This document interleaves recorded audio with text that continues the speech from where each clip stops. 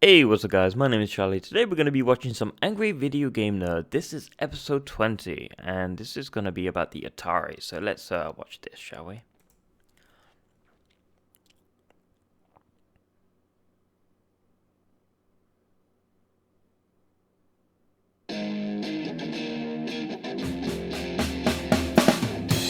He's gonna take you back to the past to play the shitty games that suck ass. He'd rather have a buffalo take a diarrhea dump in his ear. He'd rather eat the rotten asshole of a roadkill skunk and down it with beer. He's the angriest gamer you've ever heard.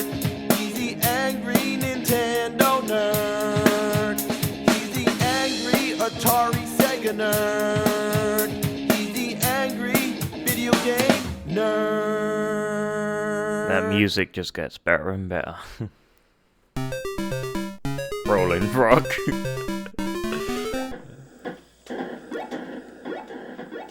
This is a video game. This is what you immediately think of whenever you hear the term. It's the Atari 2600, and it defines the word classic. Even though the games are so simple and the graphics so primitive, it has a charm that will never be matched. The objects and characters just barely represent what they're supposed to be, but that's the whole beauty of it, that you have to use your imagination. The sound effects? Just awesome. And the lack of music just enhances the mood. It's that special kind of atmosphere when it's in the middle of the night and you're sitting in the glow of your TV with the sound of crickets. The Atari had the longest lifespan of any home video game system, and when people say Atari, they're usually referring to the 2600. But in between its existence, Atari made other systems which came and went, and one of these was the Atari 5200. It was meant to replace the 2600, although ironically, it failed and faded away while the 2600 lived on. Why don't many people remember this, and why did it die off so quick? Wow. Because it's a pile of fucking shit. Why? Oh. Well, just look at it. Oh. Look at how huge this beast is. It's ginormous. And why is there a door on it? Is this a video game console or a fucking closet? Fuck Even the me. AC adapter weighs 1,000,000 tons. So, I'm gonna plug this son of a bitch in here. There we go. Get all this shit out of the way. Now, where do I plug the other end in? Doesn't it go into the Atari? Well, you can look all over the system, but there's no power connector. There's a separate box that you have to plug it in. Now, Wow. seriously, have you ever seen one of these? Other than the No. Atari 5200, I haven't.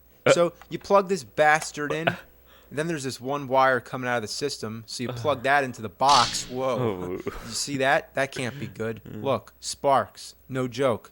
So anyway, the AC adapter and TV actually share the same wire. So I don't know what they were thinking. I mean, maybe they were thinking it'd be more convenient to have less wires running across your floor, but they knew that they fucked up because later they re-released the Atari 5200 with the traditional 2 separate wires instead of just, this thing. But that one had 2 controller ports instead of 4, I think. Now, we want to hook this thing up to that TV, but it's not going to be easy. I mean, just look at all these games, and every one of them has their own AC adapter and RCA cables, or those weird box things, all going into the same TV. So, I don't know how we're going to do it, but we got to get back there and plug this sucker in. Oh, God. I hate this shit. I've done this so many times, trying to get it back off your TV. We've all been here. We've all done this shit.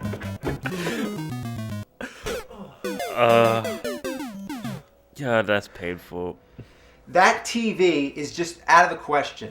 It's a little too busy back there, but that's okay, because I believe the only true way to play Atari is on an old piece of shit like that. Wow.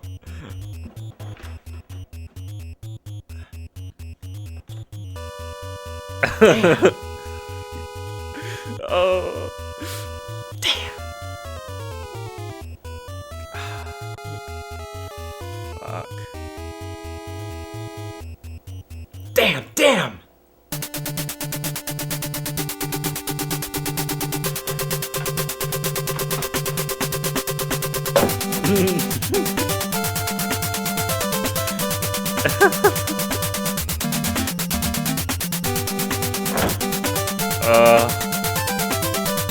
Oh, we've all done this. We have all done this at some point in life. Fuck! Apart from that.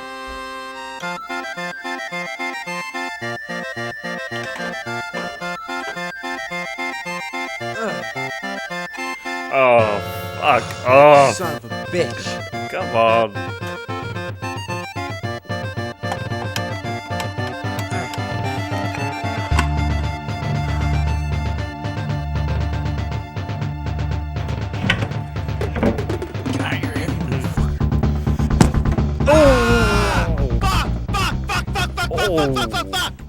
Now, after all that trouble I went through, let's play some damn games. Well, we haven't played the games yet, but I can definitely tell you the cartridges suck because they don't have end labels. I mean, come on. The Atari 2600 games were all conveniently labeled so you can easily pick out a game. But the 5200, you have to pull each one out to see them. I mean, what a bunch of shit. Alright, let's try this one out. So, okay, here we go. Now, listen, when you hit the power button, the box makes this weird clicking sound. I'm afraid this thing might blow up.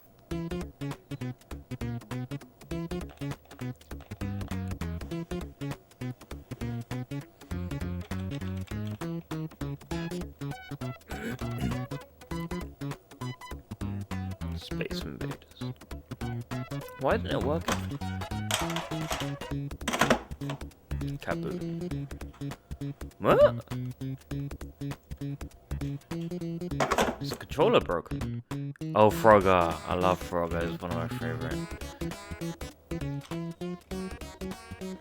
This controller is a piece of shit. What's the most important aspect about any fucking game? Well, being able to fucking play it. And what do you need to fucking play it? A fucking controller. So what do you do when the controller doesn't work? You're fucked. Yeah. This is the reason the system failed. This. In the name of God, heaven and hell, everything in between, every creature on earth, by the far reaches of the galaxy, by the inner rims of the universe, and every megaverse in the ultraverse, let it be known. Let the word be known.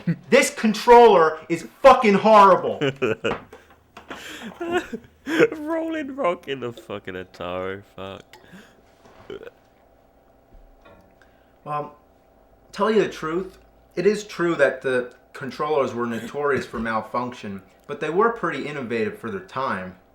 For one thing, they're analog, so they're capable of more sensitive movement. They also have a pause button, which, believe it or not, was a new thing back then.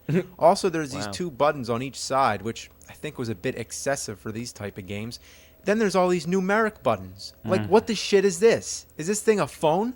Like, what is all this for? Is it like talking to intergalactic space aliens, or flying fuckernauts or astro bastards? Now there's another one, the trackball controller, but it's an ungodly abomination that begs for apocalypse. Holy. Wow. Look at it. It's like as big as a VCR or DVD player. It's big enough to be the game system, let alone the controller. Look, Oh, it's almost as big as the Nintendo. I mean, no, look, I think it's slightly bigger than the Nintendo. What a beast! But the ultimate question is, does it work? Well, does it? I guess not.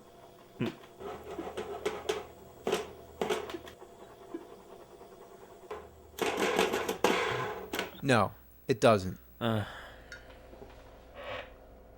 What a piece of shit. Well, we can't play the games, but we could at least look at them.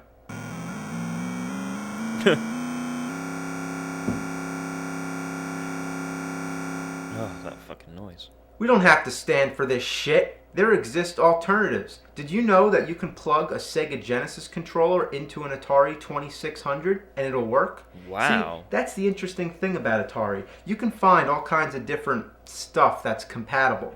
As for the 5200, there exists third-party controllers made for the reason of replacing the shitty controller that the system came with. So, let's take a trip into the cyber world known as the internet and take a look. There we go. Paperboy. All right. What the fuck? Okay.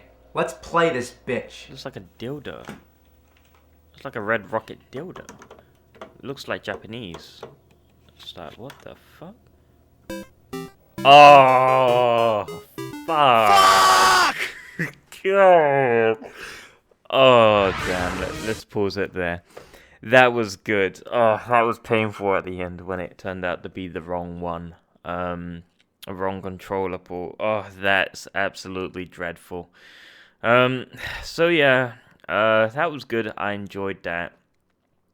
I remember playing a few Atari games. But yeah, not much. I had the ColecoVision, to be honest. The very old one. The ColecoVision. It was like a phone with the numbers on it.